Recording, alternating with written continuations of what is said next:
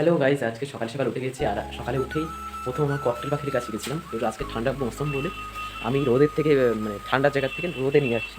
আর ওদের সকাল সকাল খেতে দিয়ে দিচ্ছি।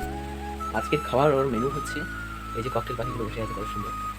আর আজকের মেনু দিয়েছি আমি এখানে দেখো, কিছু ছোলা দিয়েছিলাম, আর ছোলা কিছু বাদাম এরকম কিছু একটা টাইপে দিয়েছি। আর এই যে আমার ককটেল পাখিগুলো সব বসে আছে। এই পাশে আরেকটা কালো ককটেল বসে আছে, এই যে দেখাচ্ছে, এই দেখো।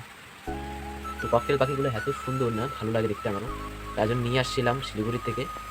কয়েকদিন 3-4 দিন হয়ে গেছে আর ভিডিও করা হচ্ছে না। আর পিছনে যে লাস্টটা আছে সাদা পাখি, সেটা পড়ে গেছে, মানে ছিঁড়ে গেছে। আবার নতুন করে গাজাবে। জলের ভিতরে কিছু নিম পাতা দিয়েছিলাম, যে নিম পাতা খাইলেও অনেক রোগবাদি থাকে না।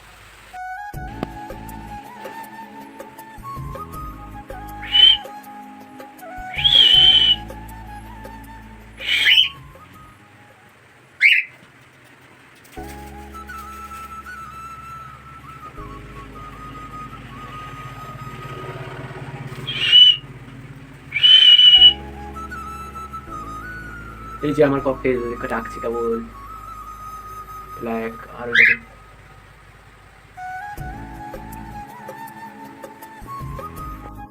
ফাইনালি আজকের ব্লগটা এই জায়গায়। আর ককটেল পাখিতে আজকের ওদের থাকবে একটুক্ষণ পর। তারপর আবার ভিতরে নিয়ে যাব, নিয়ে অরেঞ্জ নিয়ে আসছি, অরেঞ্জ খাওয়াবো। এই পাখিদের শক্তি বাড়াবে, যাতে পাখিটা মানে দুর্বলতা থাকলে চলে যাবে। আর নিম পাতা দিলে দুর্বল থাকে না, রোগবাদি দূরে থাকে। আরও তুলসী পাতা বিভিন্ন বিভিন্ন রস করে দিই প্রতিদিন, যাতে পাখির রোগবাদি কম থাকে। সকাল সকাল তো তার জন্য এখন ডাকছে না। ঠিক আছে, আজকের ব্লগটা এই জায়গায়। আবার নেক্সট ব্লগ ককটেল পাখি নিয়ে আবার করব ভালো করে।